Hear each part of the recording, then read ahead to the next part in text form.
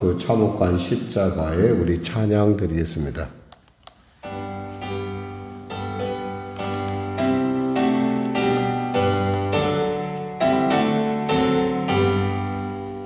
그 참혹한 십자가에 주 달려 흘린 피 샘물같이 늘흘러서 죄 씻어주시네. 값없어도 나와서 내 죄를 구하면 이 눈보다 더 이도록 참 성결로 드리. 나 믿노라 그 보혈공로를 흠없어도 피 흘리사 날 구원하셨네. 저 흉악한 한강도는 제 죄를 깨달아 죄 없으신 주 예수를 구주로 믿었네. 내 지은 죄 흉악하나 주 예수 믿으면 용서받은 강도같이 곧 구원받으리. 나 믿노라 그 보혈공로를 흠없어도 피 흘리사 날 구원하셨네. 온 백성의 죄 사신 하나님 어린 양 그 십자가 지심으로 온 인류 구했네. 저 영원한 새 나라에 다 같이 모여서 금고 문고 한국조로 새 노래 부르리. 나 믿노라 그 보혈공로를 흠없어도 피 흘리사 날 구원하셨네. 온 백성의 오백악한 한강도는 제 죄를 깨달아 죄 없으신 주 예수를 구주로 믿었네.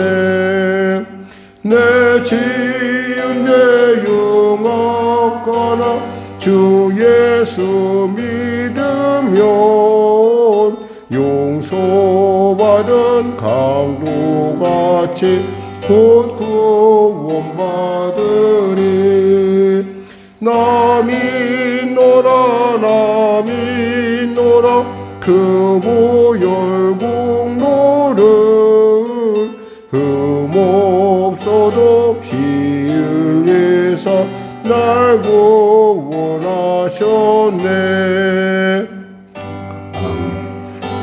죄 사신 하나님 어린 양 그 십자가 지심으로 온 인류 구했네. 저 영원한 새 나라에 다 같이 모여서 금고 문고 한국조로 새 노래 부르리. 나 믿노라 그 보혈공로를 흠없어도 피 흘리사 날 구원하셨네.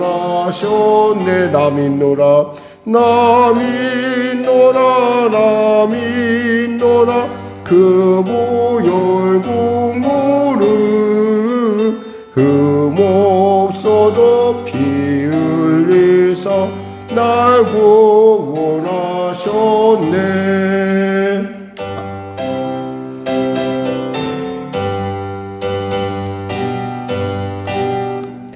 찬송가 또 우리 다른 거 드리겠습니다. 우리 찬송가 540장 드리겠습니다.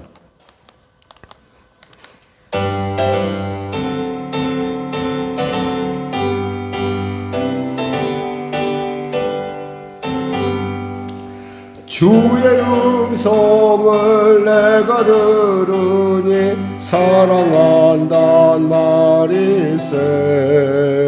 믿는 마음으로 주께 가오니 나를 영접하소서. 내가 매일 십자가 앞에 더 가까이 가오니 구세주의 흘린 봄의 피로써 나를 정케 하소서.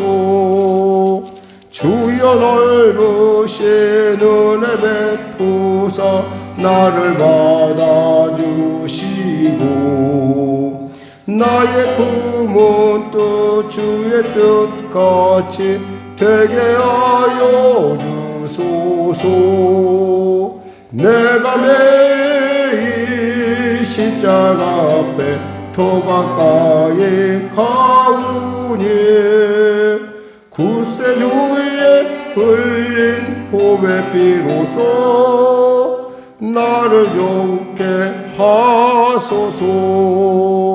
주의 보좌로 나갈 때에 어찌하니 기쁠까. 주의 얼굴을 항상 배우니 더욱 친근합니다. 내가 매일 십자가 앞에 더 가까이 가오니 구세주의 흘린 봄의 피로써 나를 정케 하소서. 우리 구주의 넓은 사랑을 청량할 자 없으며 주가 주시는 참된 기쁨도 헤아릴 수 없도다. 내가 매일 십자가 앞에 더 가까이 가오니 구세주의 흘린 봄의 피로써 나를 정케 하소서. 내가 매일 십자가 앞에 더 가까이 가오니 구세주의 흘린 봄의 피로써 나를 정케 하소서. 아멘. 우리 복음성가 드릴까요? 주님 내 길 예비하시네 드리겠습니다. 주님 내 길 예비하시네.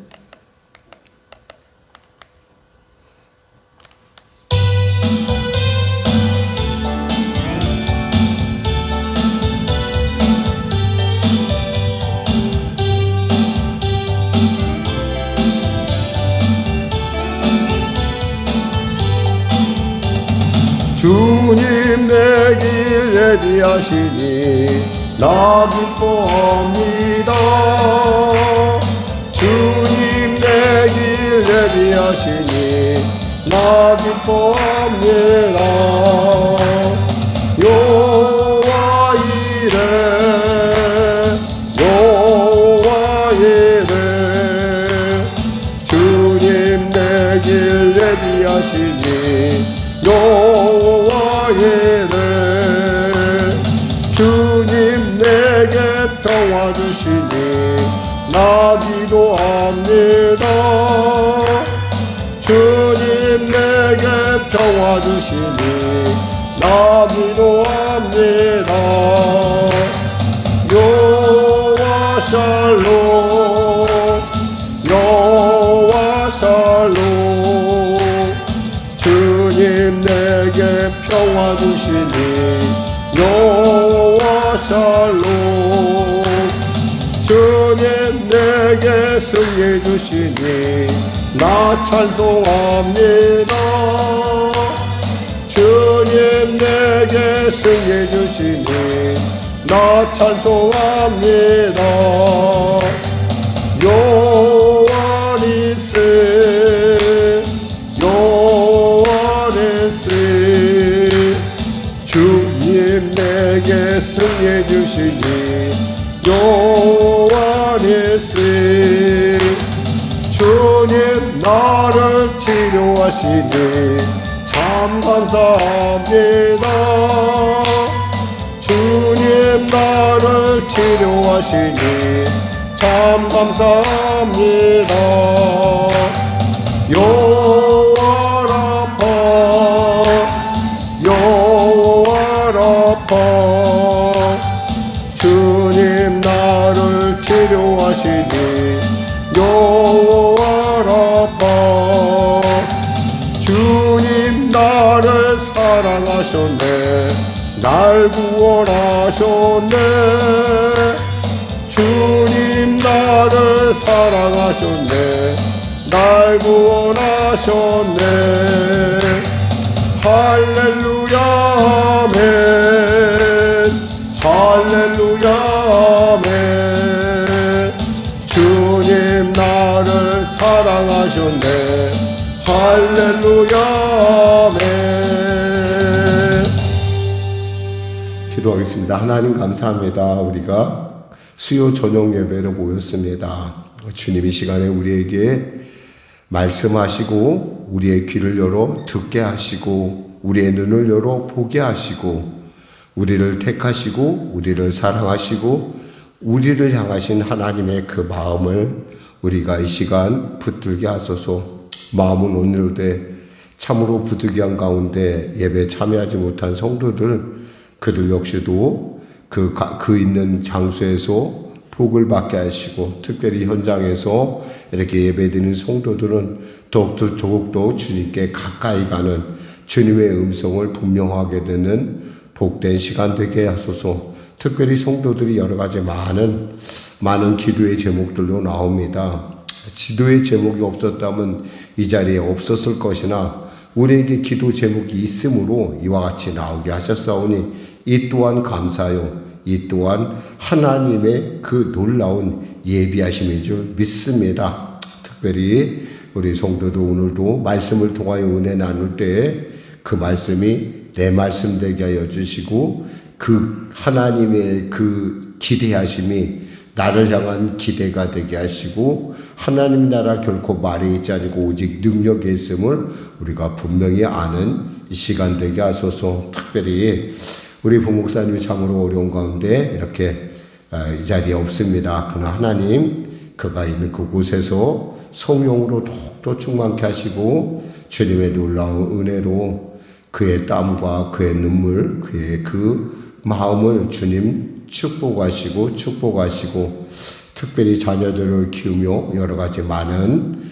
어려움들이 있지만 그때 하나님이 주시는 은혜로 능히 감당할 수 있도록 주여 특별한 은혜를 부어주소서. 사랑하는 우리 권사님들 그리고 우리 집사님들의 삶 가운데도 하나님의 살아계심의 증거가 머리로만이 아니라 나의 삶 가운데 분명하게 믿어지고 그 믿어짐이 그의 인생을 바꾸는 확실하게 새롭게 하는 복된 이유가 되게 하소서.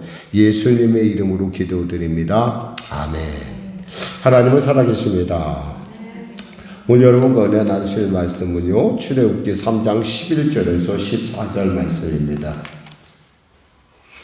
출애굽기 3장 11절에서 14절 말씀 여러분이 잘 아는 본문이에요. 출애굽기 3장 11절에서 14절 말씀 구약성경 85쪽입니다.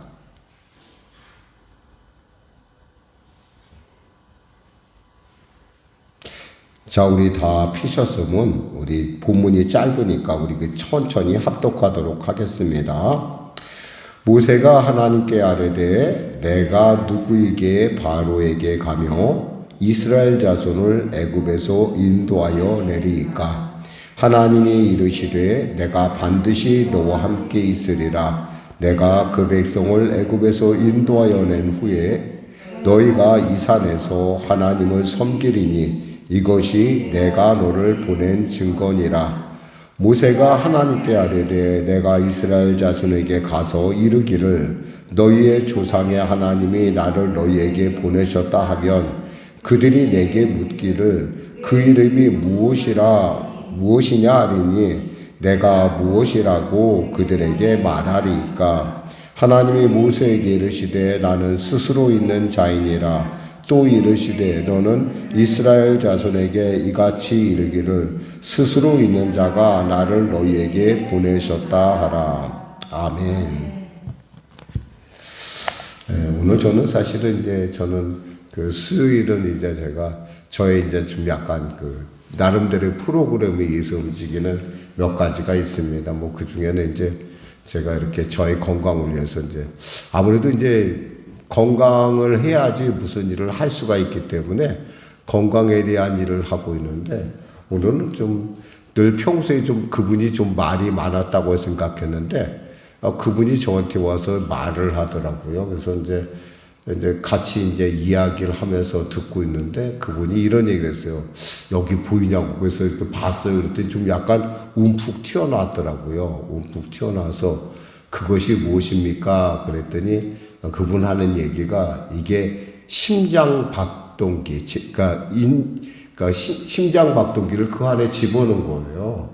나는 그런 거 생각을 처음에 그런 생각도 안 해봤고 그래서 저 양반이 무슨 얘기를 하나 뭐 심장 어쩌고 얘기하는데 저게 무슨 얘기지? 그러다가 얘기를 들으면서 이제 그분이 이런 얘기를 했어요. 제가요 죽었다가 살아났어요. 그러더라고요. 그래서 그랬습니까?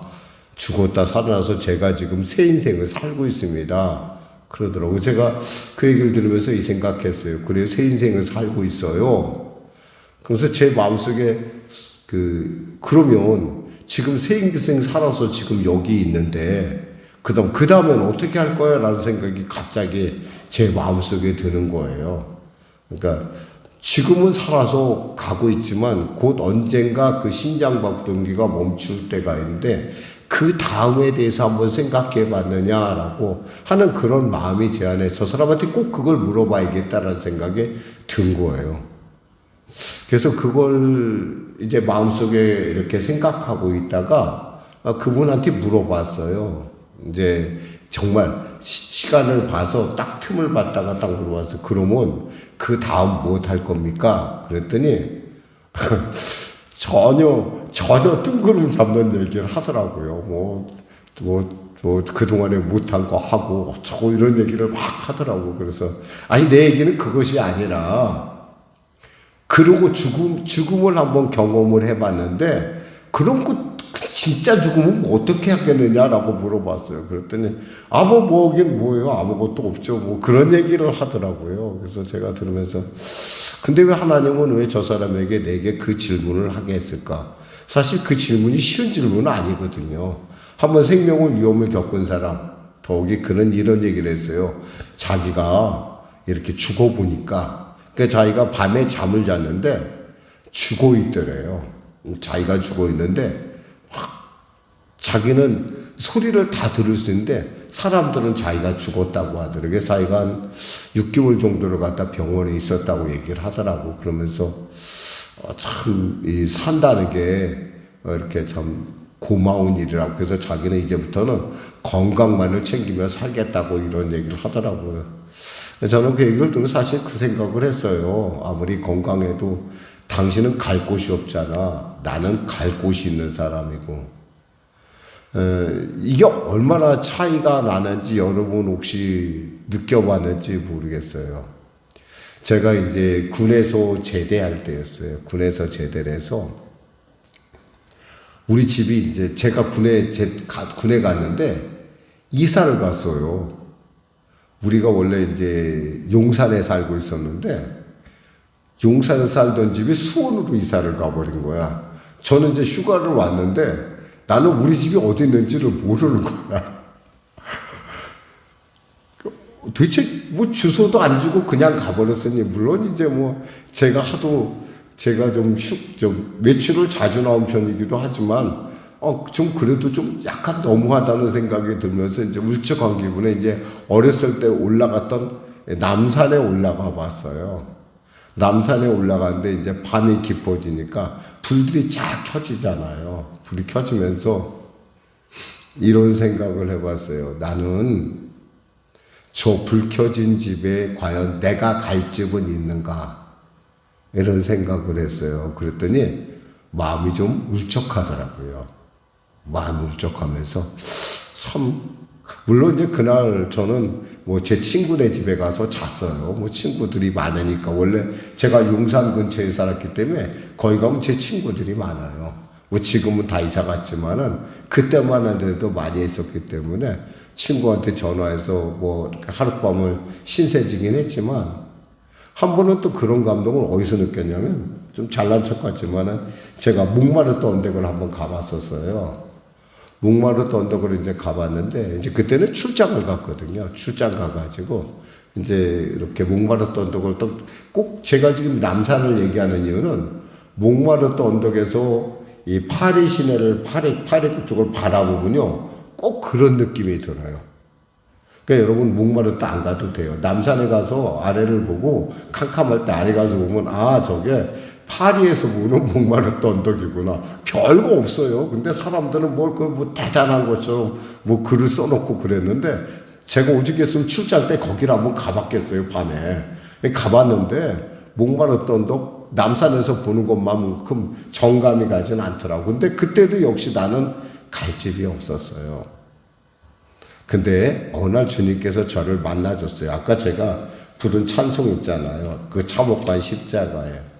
사실 그 찬송을 제가 부르면서 나 믿노라 할 때 그 부분에 가면 제 마음속에 늘 언제나 그때의 생각이 나요. 무슨 생각이 나냐면, 하나님이 나를 만나주셨을 때. 그 찬송을 매일 많이 불렀을 거예요. 근데 어느 날 그 찬송을 부르는데 갑자기 하나님께서 나를 위하여 죽으셨다는 사실이 믿어지는 거예요. 믿어지니까 그 강도 같은 정말 강도 같은 나를 구하신 하나님, 그 하나님이 왜 나를 부르셨을까? 왜 나를 택하셨을까? 왜 나를 보내셨을까? 오늘 사실 설교의 제목이 그거예요. 나를 택하시고 보내신 하나님. 여기서 보면 우리가 있잖아요. 보면은 이 자존감 꽝인, 흔히 우리가 꽝이라는 말을 많이 쓰는데, 자존감이 하나도 없는 모세를 볼 수가 있어요. 모세가 하나님께 이런 말을 합니다. 11절에 보니까 내가 누구에게, 바로에게 가며 그래요. 내가 누구이기에.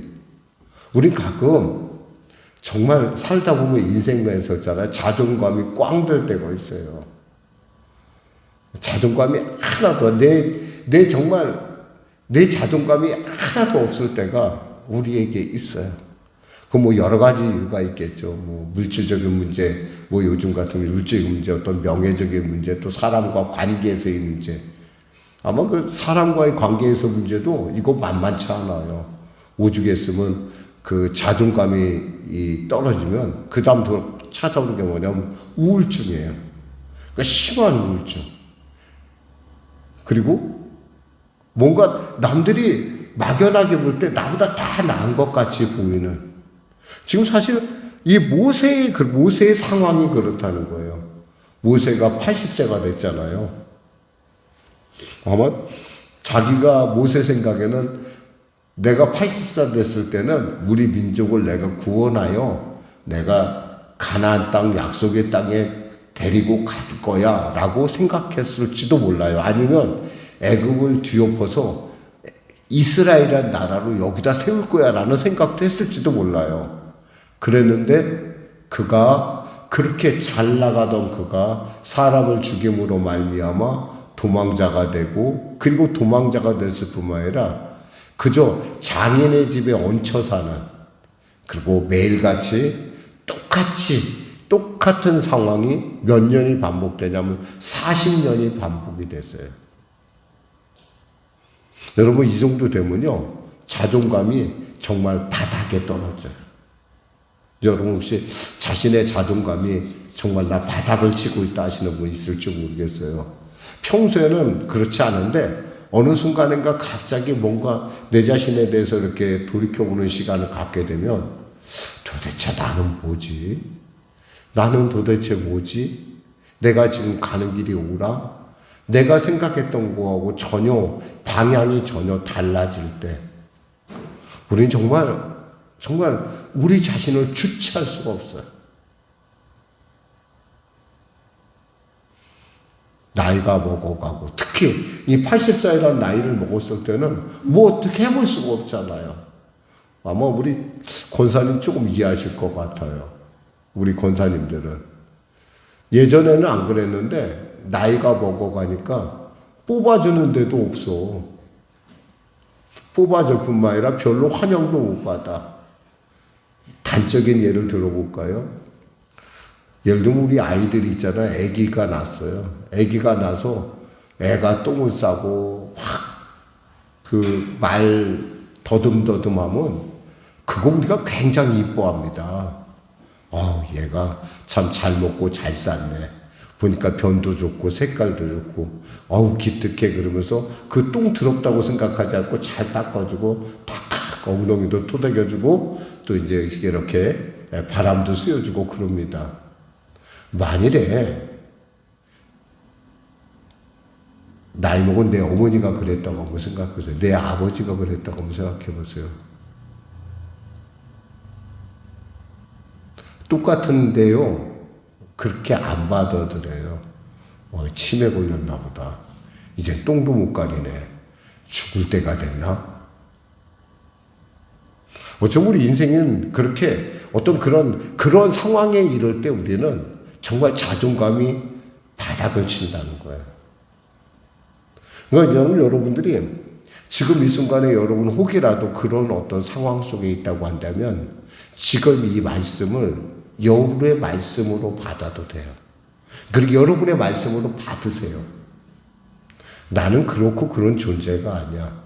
비록 나는 연약하고 나는 부족하고 나는 힘이 없고 정말 어떻게 생각하면 참 내가 스스로 생각하기에 내가 정말 별 볼 일 없어 보이는데 나를 보는 하나님은 나를 그렇게 안 본다는 겁니다. 나의 하나님은요, 내 안에 있는 놀라운 가능성을 본다는 거예요. 그럼 여러분 그렇게 목사님 그래도 그렇지 제 나이가 지금 몇인데 제가 뭘 그렇게 아니에요. 여러분 하나님께서 우리를 부르실 때는 나이를 보고 부르지 않거든요. 제 동기 선교사 중에 제가 신학교 들어갔을 때 55살 먹은 치과 의사가 있었어요.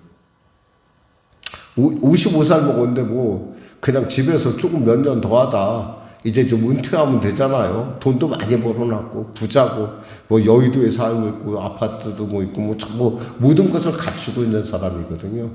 근데 그분이 하나님께서 자기를 부르시더래요. 그 집은 이상하게 50살 넘으면 부르는 그런 하나님이 그 부르시더라고요. 그분의 아버지도 그때 불렀대요. 50 몇 살쯤 됐을 때 거의 은퇴가 될 나이에 불러서 선교사로 나가는데 이분도 역시 그렇게 부르는 거예요. 그래서 하나님 좀 젊을 때 저를 불러주시면 제가 더 잘할 텐데 왜 이 나이에 불렀습니까? 그랬더니 하나님이 그러셨대요. 그분한테 야 네가 나보다 나이가 많어? 그러셨다는 거예요. 하나님 앞에 되으니까 자기는 아무 할 말이 없다라는 거예요. 여러분 하나님보다 젊죠? 젊잖아요. 그럼 여러분 가망성이 있는 거예요. 비록 세상이 뭐 60살 이후에는 뭐 65살 이후에는 보니까 65살쯤 되니까 그 65살 되면은 공공근로도 안 뽑아주더라고. 보니까 60살까지 이렇게 하고 뭐 이렇게 보니까 그것도 뭐 60살까지만 이렇게 하고 뭐 어떤 일들에 보니까 그렇더라고요. 그러니까 물론 이제 여러분 그런 생각, 저도 그런 생각 안 해봤는데 요즘 제가 이제 이렇게 저희 어떤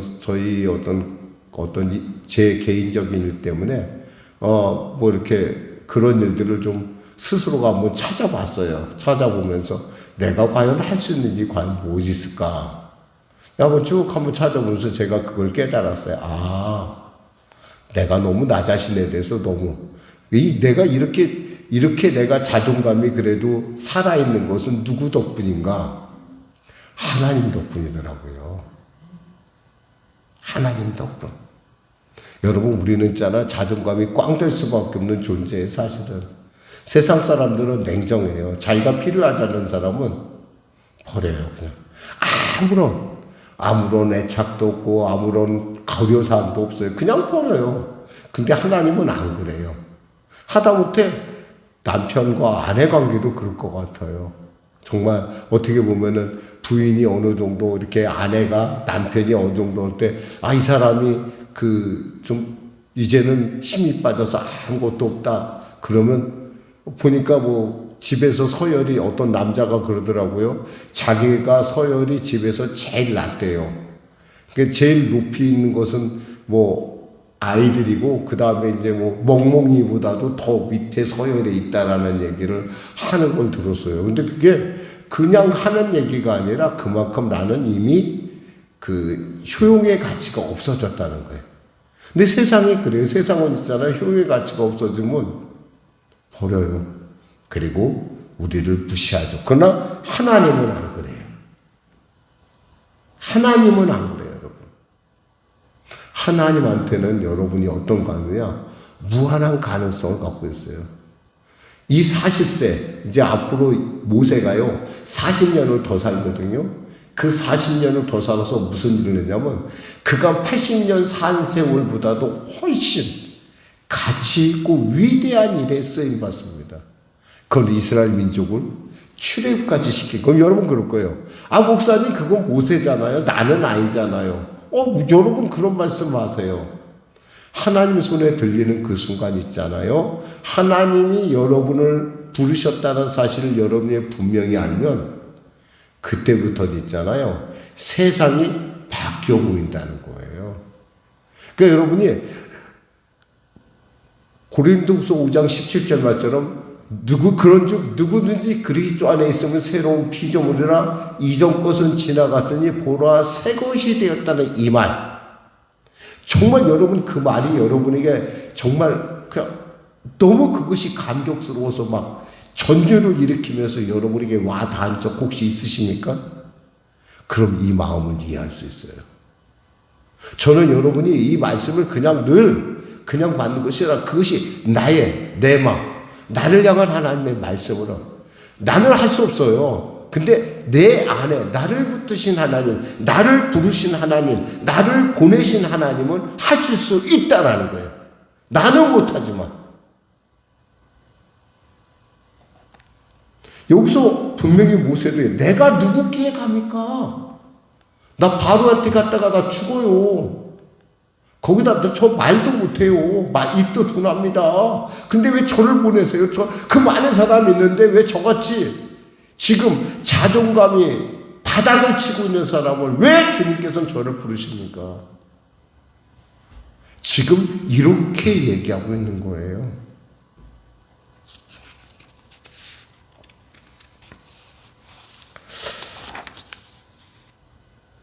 이 얘기는 뭐냐면 하나님이 나를 부르셨을 때는요, 내가 할 수 있는 일이 아니라 이미 하나님이 이 일을 하기로 작정했다는 거예요.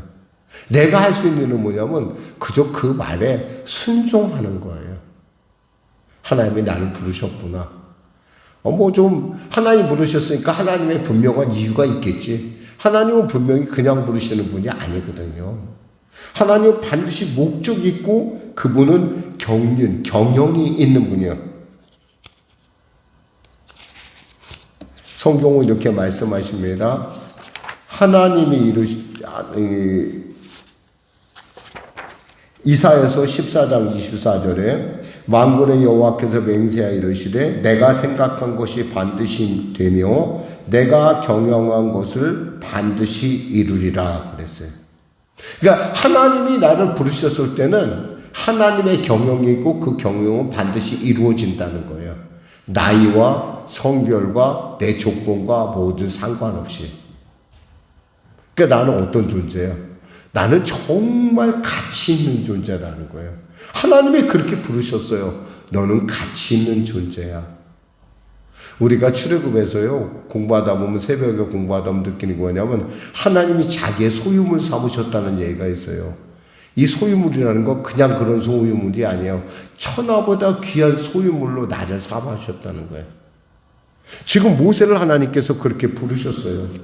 반드시 내가 너와 함께하리라. 그러면서 약속 주신 것이 뭐냐면 바로에게 가며 이스라엘 자손을 애굽에서 인도하여 내리까. 내가 어떻게 이스라엘 인도합니까? 나 자신도 내 몸도 추스르기 어려운 사람을 내가 무슨 이스라엘 자손을 인도합니까? 근데 이 말을 했죠. 근데 1년 후에 어떻게 됐어요? 바로 이 산에서 모세가요 하나님을 만납니다. 이스라엘 백성을 데리고. 이렇게 못한다고 했잖아요. 나는 못한다고 했잖아요. 출애굽기 19장 1절에서 2절 볼까요? 한번 보세요, 여러분. 출애굽기 19장에 보면 아주 재미있는 얘기가 써 있어요.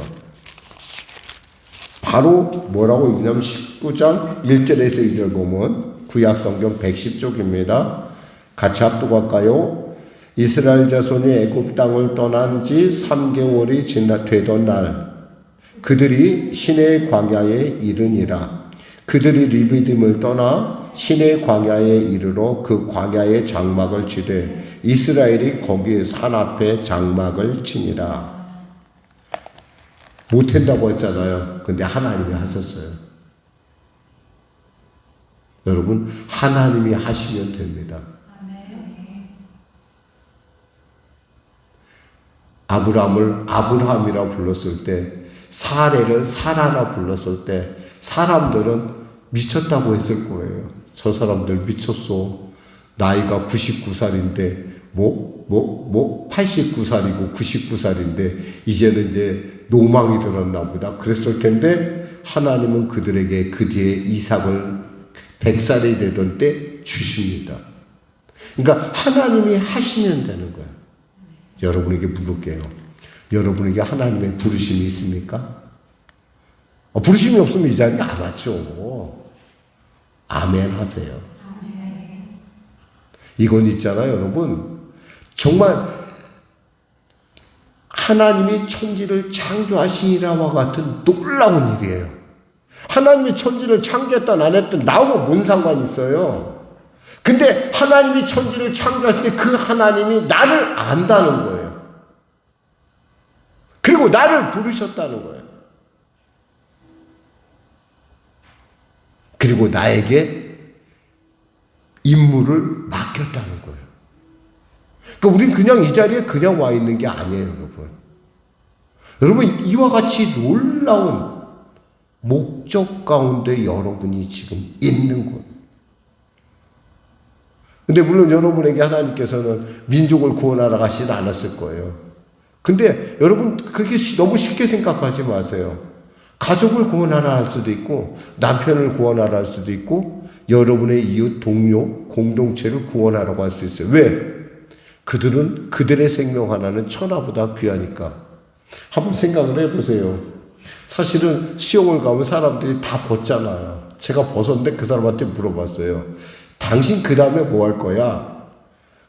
하도 못 알아듣길래 다시 한번 물어봤어. 제가 3번을 물어봤어, 그 사람한테. 하도 뜬구름잡는 얘기인데 아마 그 친구 아마 하나님의 뜻이 있다면 그 생각이 날 거예요. 저 사람이 나한테 한 번도 그 사람하고 별로 그렇게 대화를 안 했거든요. 근데 저 사람이 나한테 그렇게 나 뭐 할 거야? 뭐 할 거야? 3번이나 물어봤다는 건 뭔가 좀 캥길 거라고 생각해요. 왜냐하면 하나님께서 저에게 감동을 주셨거든요. 물어보라고 그랬어요. 저도 물어봤어요, 그냥. 그랬더니 물어봤더니 나온 얘기가 그 얘기였어요. 심장이 멈춰서 죽었는데 사람들이 하는 얘기가 다 들리더라는 거예요. 근데 자기는 아무 말도 할 수 없는데. 그러니까 사람들이 죽었다고 그래서 함부로 말하지 마세요, 여러분. 굉장히 그러면 섭섭해. 저 사람의 속마음이 그랬구나. 그러니까 적어도 여러분 아주 싹 없어지기 전에는 절대 말로 이렇게 실수하지 마세요. 좋은 말 하세요. 좋은 말. 아무리 미워도 그렇지. 이제가 이런 얘기 그런 소리 하지 마세요. 제가 그런 경우 한번 봤어요. 이 시어머니가 얼마나 괴팍스러운 시어머니인지 외아들을 장가 보냈어요. 그걸로 끝내야지. 외아들 장가 보내고 이 사람이 그 당시 아파트에 사는데 문 앞에 가 있고 심지어 문을 팍팍 열고 부부간에 있으면 그러니까 어떻게 할 수가 없어. 거기다가 그 집은 이렇게 뭐라고 그러지? 문이 있으면 그 위에 유리창 같은 게 하나 있었어요. 거기 올라가서 이 노인네가 보는 거야. 근데 그분이 치매가 걸렸어요.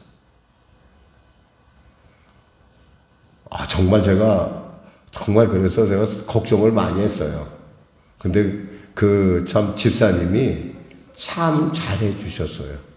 그 시어머니 그걸 다 치우고 정말 그럴 수가 없는데 그렇게 효부로서 이렇게 특히 이제 그분이 교회 직분자였는데 제가 유심히 보고서 있었는데 그분이 마지막 돌아가실 때 그 시어머니가 이런 얘기를 했대요. 내가 너한테 참 고맙다. 내가 너를 그렇게 못되게 구는데 너 나한테 정말 잘했어. 그러면서 돌아가셨다는데 정말 그것을 제가 알 수 있었던 게 뭐냐면 그분이 시어머니 돌아가신 거에 대해서 저는 속으로 혹시 이렇게 눈물 소리만 내고 눈물 안 흘리고 좋아하는 건 아닐까 생각했는데 아니더라고요. 눈물을 뚝뚝 흘리더라고.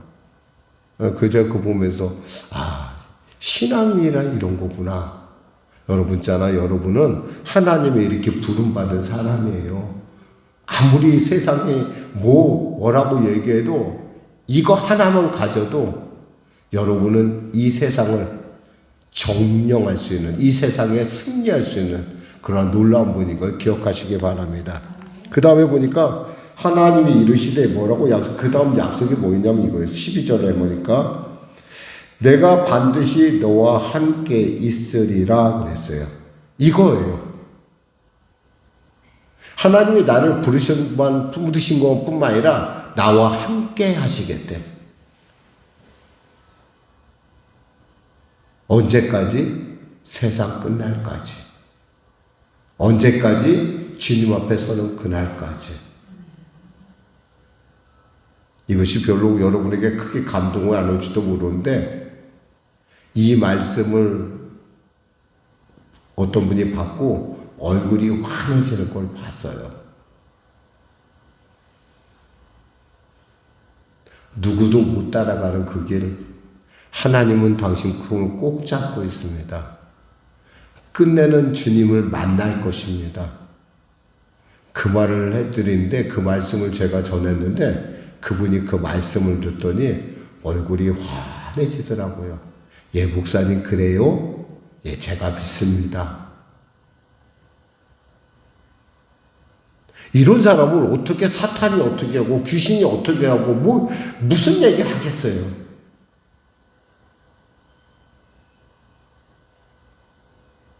하나님께서 말씀, 내가 함께 하리라. 내가 너와 함께 하리 있으리라. 지금도 하나님은 여러분과 함께 하십니다. 지금도 하나님은 여러분과 함께 하고 있습니다. 고백할까요? 지금도 하나님은 나와 함께 하신다. 그 하나님이 누구를 안다고 그랬어요? 나를 안다고 그랬어요.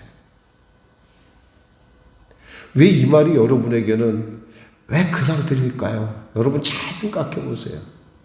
이 천지만물을 창조하신 분이 이 수많은 사람 중에 콕 집어서 나를 부르시고 내가 너 알아. 그리고 내가 너와 함께 할 거야.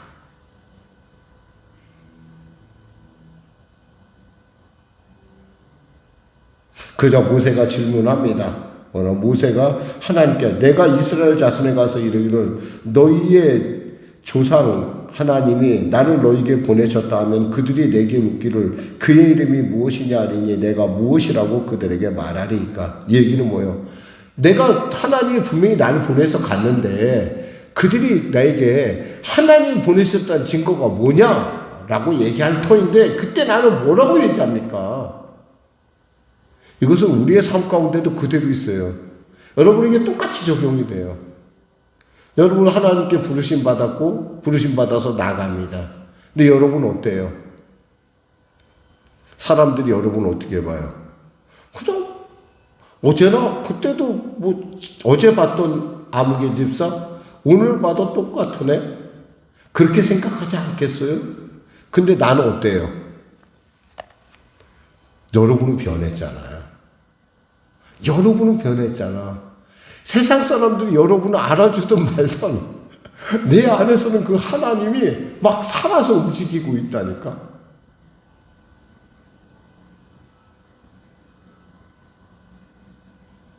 직장에 갔을 때 그렇게 미워 보이던 사람이 맨날 나에게 짜증내던 사람이 그 짜증내는 것이 마치 무슨 소리로 들리냐면 나 좀 한번 안아줘. 나에게 관심을 가져줘. 하는 그런 소리로 들리는 것 같은데 어떻게 내가 변한 거지. 내가 변했으니까 차라도 한 잔 타가지고 와서 얘기를 하는 거예요. 그래.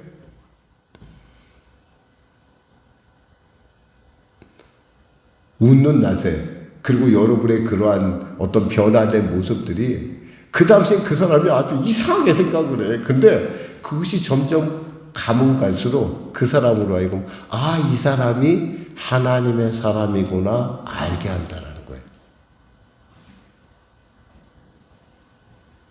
저는 이 복음이 여러분에게 있잖아요. 지나간 옛날 얘기가 아니라 실제로 여러분의 삶 가운데 일어나는 얘기가 되길 바라요.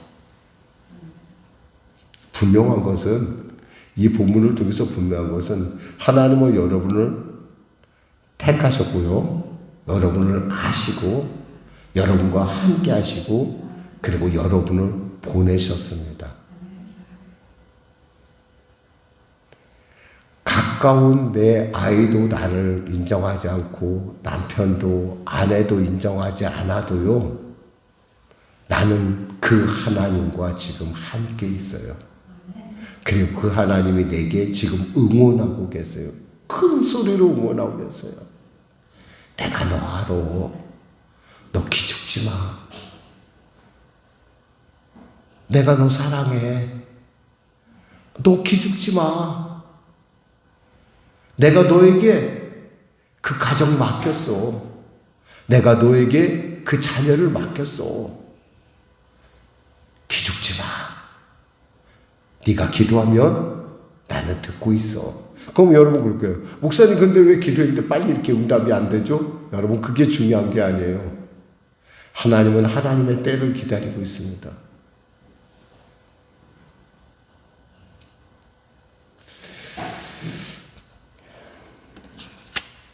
적어도 여러분을 보내신 하나님은 전능하신 하나님이십니다. 그 전능하신 하나님이 여러분의 하나님, 나의 하나님, 우리 모두의 성령의 교회 하나님이심을 알고 우리가 이 힘들고 어려운 과정이야지만 이 과정을 통해서 이 연단을 통해서 하나님의 마음을 하나님의 소망을 이루시는 여러분과 저가 되기를 주님의 이름으로 축원합니다. 기도하겠습니다. 하나님 감사합니다. 말씀을 전했습니다. 사랑하는 성도들과 함께 오늘 이 말씀 안에서 지금도 내게 말씀하시고 지금도 나의 마음을 만지시는 하나님께 나왔습니다. 성령님 이 시간에 우리가 기도하길 원합니다. 하나님 우리 성령의 교회 가운데 임재하셔서 마음에 힘들고 어려운 우리 성도들 만져주시고 그들의 심령마다 위로하시고 우리와 함께 숨쉬고 울으시고 답답해하시고 슬퍼하시고 그럼에도 불구하고 포기하지 아니하시고 끝까지 용기 주시는 그분이 나의 하나님임을 알게 하여 주시옵소서. 예수님의 이름으로 기도드립니다. 아멘. 우리 말씀 생각하고 우리 찬양 드리고 기도하겠습니다. 복음성가 1291인데 왜 나만 겪는 고난이냐고 드리고 우리 기도하겠습니다.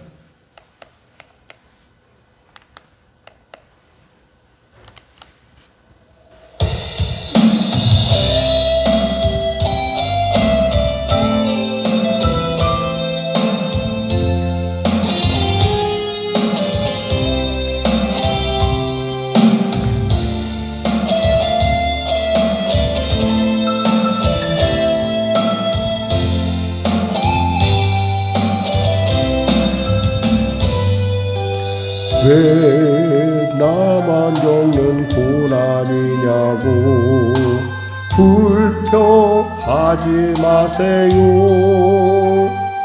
고난의 뒤편에 있는 주님이 주실 축복 미리 보면서 감사하세요. 너무 견디기 힘든 지금 이 순간에도 주님이 일하고 계시잖아요. 남들은 지쳐 앉아 있을지라도 당신만은 일어서세요. 힘을 내세요. 힘을 내세요.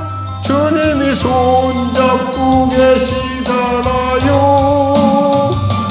주님이 나와 함께함을 믿는다면 어떤 역경도 이길 수 있잖아요. 왜 이런 슬픔 찾아왔는지 원망하지 마세요. 당신이 잃은 것보다 주님께 받은 은혜 더욱 많음에 감사하세요. 너무 견디기 힘든 지금 이 순간에도 주님이 일하고 계시잖아요. 남들은 지쳐 앉아 있을지라도 당신만은 일어서세요. 힘을 내세요. 힘을 내세요. 주님이 손잡고 계시잖아요. 주님이 나와 함께함을 믿는다면 어떤 고난도 견딜 수 있잖아요.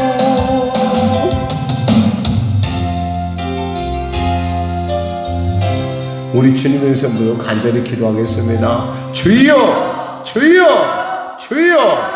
할렐루야.